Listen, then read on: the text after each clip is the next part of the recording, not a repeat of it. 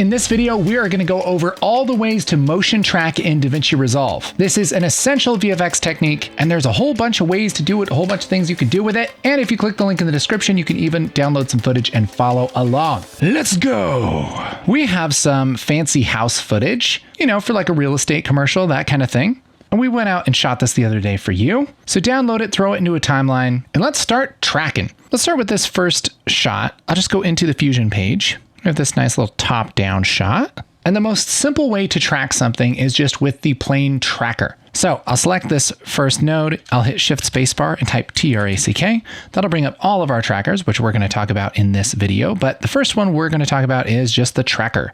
So tracker, add. And what this will do is let you pick one point. It brings up this little locator thing right here. I can grab this and move it around. And I can pick any kind of little point on my video to stick this to. And ideally, it's going to be something that's higher contrast, that kind of stands out. There's a nice little feature that this will stick to. So we could just stick it to maybe the edge of this flower bed here. Sure, that works. And then all we have to do is go up here to where it says tracking and hit this button right here, track backwards and forwards, and we'll just let it track.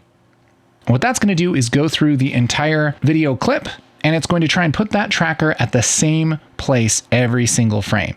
Now, once it reaches the end, it's going to say, oh no, I can't see the thing I was trying to track anymore. We'll deal with that here in a little bit. Let's go back here towards the middle of the video and we'll just track this backwards too. There we go. So we have this track mostly tracking. So what do we do with it now? Well, what we can do with this tracker is that we can use this to put anything over this video that we want. So I could take some text, let's say, and we'll just say flower bed. Like this, not flower bed, flower bed. Pick a nice font, and we can put this right into the green input of the tracker right here. And what that's going to do is nothing to start out with, but when we select the tracker and go up to operation, we can select operation match move. What that's going to do is put this text over this video, and it's going to apply the movement of this tracker to the text. Let's actually just take this text and maybe push it right there so it kind of stays in the yard. Maybe we'll take the size down a little bit like that. And now as we play this back, it's going to stick in that yard. It's going to have that same motion as this flower bed. So you see what we're doing here? That's cool. That's cool. Now, what's nice about this is if I have this text right here, as it goes off screen, it's going to push off screen. And then when the track stops working, it's already off screen anyway, so it doesn't really matter. All right. So that's pretty much how you just stick something to one point. Now, it's also possible that you'll want to stick something to 2 points and have it kind of match the scale and the rotation of something. So why don't we put some measurements on this house here? We can also do this with the tracker. And so I'm going to reset the tracker, and I'm going to grab a tracker right here and put it on the left part like this of this gutter. And I'll go down to this tracker list and hit IntelliTrack and grab another IntelliTrack right there and put that on this side. So we have 2 trackers, one on this side and one on this side. And I'm just starting in the middle of our video, and we're going to track this back and forth. Let's just track it back and forth and see how it does. This should stay on every frame. Okay, looks like it's off at the end, but at the beginning, it should work just fine. Okay, so now we have those trackers tracking on the sides of the roof. And what we can do is go over here to Operation and Match Move. And here we have some options because we have more than one tracker to apply the position, rotation, and scaling. So let's make a little graphic. Let's just grab a background here and we'll make this white, let's say. And I'm going to maybe just grab a rectangle like this, uncheck solid, push up the border width. So I have a nice little rectangle thing here like this. Maybe I'll add another rectangle mask, set the second mask paint mode to subtract. That's going to just cut this out a little bit. So now we have this little graphic that looks like this. And then maybe we can add some text on top of this, you know, and so we'll say, I don't know, 13 feet or something. So there's our 13-foot graphic here. And we can put this into the tracker like that. Make sure we have match move and we're looking at the media out. And after this merge, we'll take a transform node and put that in like this. And now we can take this down and scale it and put this exactly where we want it to go. So let's say we want to measure this roof like this. There we go. Now that's going to stick to the house. Isn't that cool? Let's add a little bit of a shadow. I'm I'm just making a shadow node, offsetting that a little bit. There we go. So that stands out just a touch. Maybe we'll even color correct this a little bit just to have it stand out a touch. There we go. We can have a little graphic like that. We could animate this graphic, sure. Take this rectangle, change the length of the rectangle to kind of come in. And let's do like right there. Sure, like that.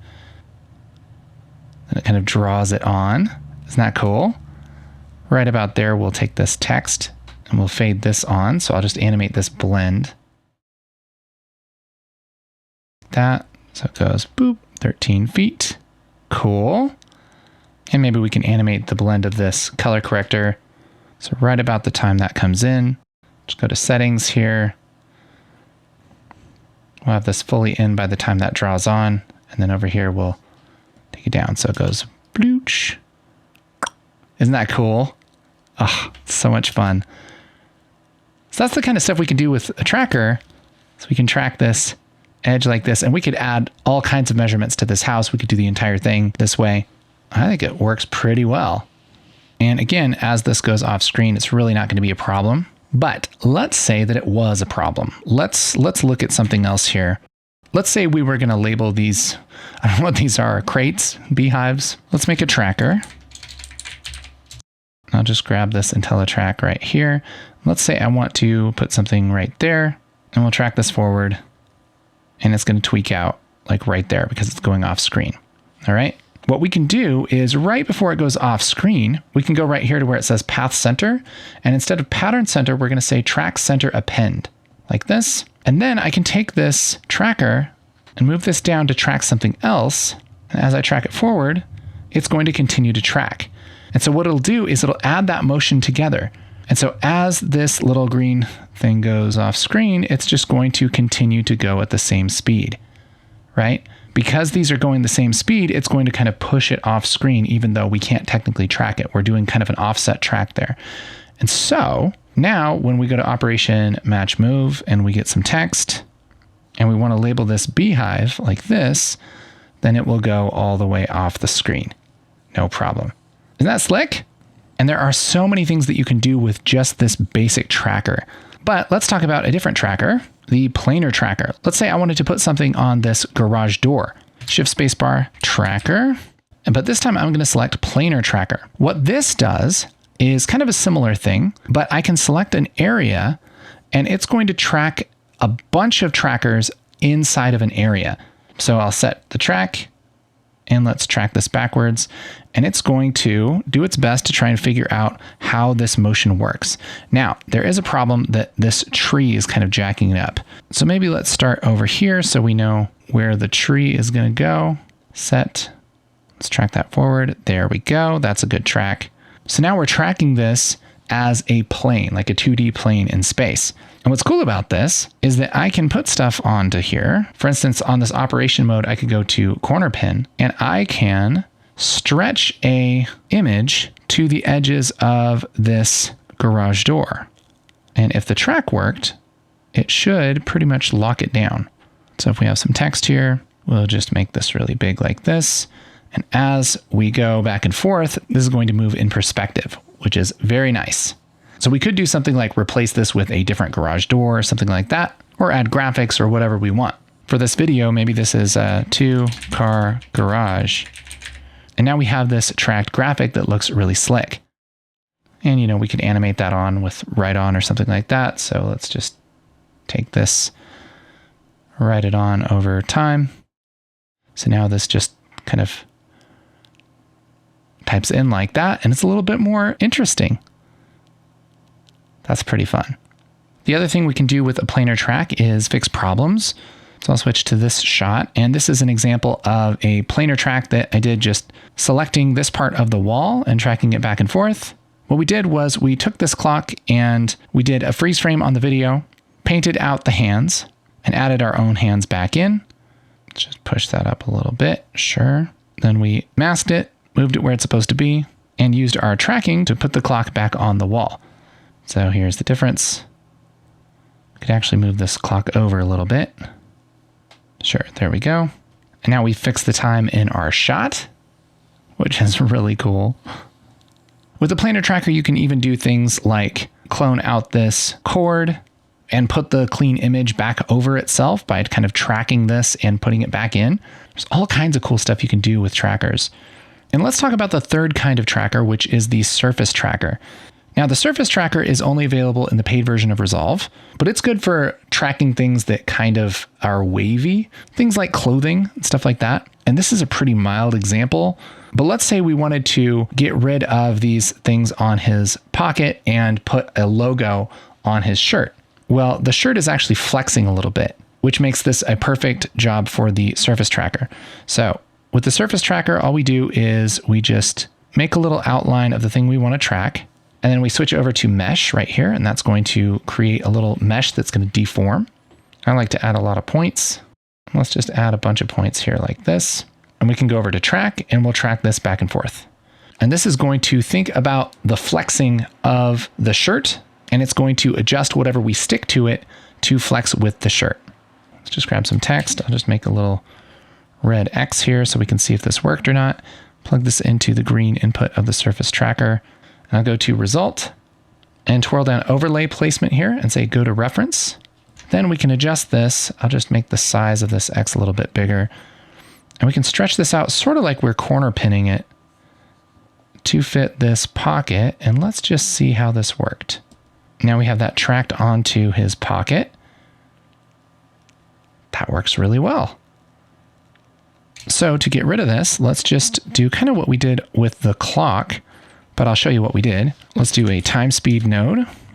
And we're going to set this as a freeze frame right here at our reference frame, 68.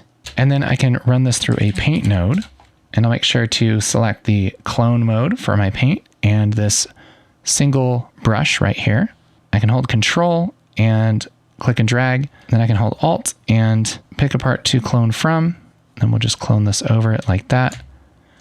Good. We'll just clone this, and we'll just kind of roughly get rid of this part for the pocket. Great. So we got rid of those little pieces of tape that were to help with our track. And what we're really doing here is we're essentially working on a still, because this time speed, what it does is just freezes the frame. And then the paint is kind of like a little mini version of Photoshop. So now we're fixing that, and then we can put a logo over it. So we'll just maybe take a background here. Maybe we'll make kind of a blue logo. We'll make a house. So let's take this background. We're going to make a little house logo. I don't know, something like this. And then I'll add a polygon, and we'll just kind of do this sort of thing for the house graphic. Add some text to this background. Cool. Push up that tracking a little bit. Take that size down. I don't know, maybe something like that. And then we'll take this merge and we'll set the apply mode to multiply. And then we'll make a transform node here.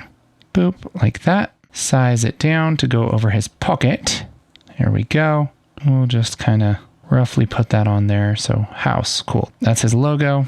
Let's take this merge, take the blend down just a touch so that that makes sense. Okay, there's the house logo, cool. Now we can take this and let's crop it. We could do this a bunch of different ways. Let's just do the crop, sure. Let's do a crop node. And we're gonna offset this so that our pocket is in the lower left-hand corner. So we'll just offset this here and here. And we can take the X size way down and the Y size way down. And what we're really looking for here is to make an image that is about the same size as the pocket. Okay, we're just going to kind of crop it to this pocket. There we go, something like that. We can take this and put this into the surface tracker. And that's going to take that pocket image and kind of stretch it out. And we can go into the result here, go to our reference frame and make sure that we are stretching this out in a nice way. Okay, we're just going to kind of match this up. Okay, there's his pocket. And we can contract and expand that. Let's just do that. Add a little softness to it. Let's take the anti-aliasing off because it's kind of messing with it here. That looks good. And now look at this. It just sticks to his pocket. Isn't that awesome? And as he moves, it flexes with him. Isn't that great? So now we have our realtor guy just being all official. After looking at this, I don't know if I've actually seen a shirt with a logo on the pocket. I think it's always on the other side, but we didn't think of it at the time, okay? So you do it right when you shoot it. And the last kind of tracking, which is also the most complicated and is also in the paid version of Resolve, is 3D tracking. Now, this is a whole huge world. I'm just going to give you a little taste of it because it's its own huge thing. We have this jib shot of the kitchen. And what we can do is bring up our camera tracker, Shift Spacebar, Camera Tracker. And what this does is it finds a whole bunch of tracking points here, and then it tracks all of their motion, and then it figures out with crazy math how far away they are from the camera and how much they're moving in relation to each other. And what it will do is rebuild the 3D scene with a digital 3D camera, which is nuts, okay? One thing I'll do is just click bidirectional tracking and hit auto track. That's going to pick all these little spots and track them back and forth. Great. We can switch over to camera and we'll just tell it what camera we're using, which I happen to know that one. That is our Blackmagic Pocket Camera 6K, and our focal length is 16 millimeters, okay? Then we switch over to solve and hit solve. And what that'll do is all the crazy math to figure out this scene. And what we're looking for is an average solve error of less than 1 pixel. So 0.27, that's pretty good. Then we switch over to export, and this is where it's actually going to make the 3D scene. The first thing I'm going to do is go to 3D Scene Transform and go from aligned to unaligned. Click on that. That's going to let us set our bearings, basically, for this scene. I'm going to select all these spots on the floor and then go over here to Orientation. Selection is XZ Plane Ground. I'll say Set from Selection. That's going to tell Fusion that those things are on the ground. And so it's going to kind of align the scene so that those are all on the ground. I can also pick an origin, which is just the center of our scene, which I'll just pick something kind of in the center of the floor, set from selection. Then we click aligned, just like that. Then we say export. And what this is going to do is give us a 3D scene. We have a merge 3D, a camera, a render, a ground plane, and a point cloud. If we look at the render, we should see the footage. And if you look really closely, you can see this ground plane. And as we play this back, that ground plane should just feel like it sticks on the ground. That's what we want, okay? We can kind of test out to make sure things worked by opening up our Merge 3D, hold Alt and middle click and look around. We can see kind of a recreation of our scene with these little points. And so these points right here are on the ground. I can take one of these points, right click on it, go down to Point Cloud 3D and say Create Shape. That's going to make a cube that is 1 by 1. So I can take this cube and it's going to call it Auto 192. I can take this cube, go to Transform, and here where it says Y, I'm just going to say 0.5. That should set this perfectly on the ground. Now, as I look at the camera tracker render, other than this should be behind this part, this should look like it sits on the ground. It's a little bit hard to tell without lighting, so we could add maybe just a directional light. This, boop, go to camera tracker and enable lighting. There we go. We'll just adjust this directional light here. Let's just grab this and rotate it on the y-axis. Sure, and the x-axis, okay. So we have a little bit of shading there. Maybe we'll even take this cube. I can get rid of this Merge 3D. We can take this cube, rotate this on Y so we can see it. We can even move it over on the x-axis. This should just slide along the floor. And once I have that, I can even get rid of this ground plane. I should be able to play this back, and that should look like it's sitting on the floor. All the motion and everything should be the same. And it looks pretty good. It shouldn't be sliding or moving around or anything. It should just be right there on the floor. So we have a pretty good 3D track on this scene, and we can do all kinds of stuff. Just for the sake of time, I'm going to skip ahead because I worked on this earlier. This is a scene where I made some 3D text and put it right there on the counter. And so yeah, as we play this back, it looks like that text is sitting on the counter. We even have a little reflection there. If you're wondering how I did that reflection, well, how about you let me know in the comments and maybe I'll make a video about it, okay? But yeah, this is the kind of cool stuff that you can do with a 3D track. Not to mention that once you have the 3D scene, you can just put things back there in 3D and you don't need to retrack them in 2D or anything like that. You just track it once and then put things where they're supposed to be in the 3D scene, and you can have a lot of fun with a good 3D track. So when you have a great 3D track, you can do some really cool stuff like this and punch up the style for a real estate video or any kind of video that you're working on. Hey, you should download this footage and follow along. There's a link right there or in the description. And yeah, get some tracking on. Get tracky. So it's so fun. You can stick things to things. It's like a sticker, but digital. It's a digital sticker. That's how tracking is. And I'm so glad that you were here for me, with me. I'm glad that you were here with me.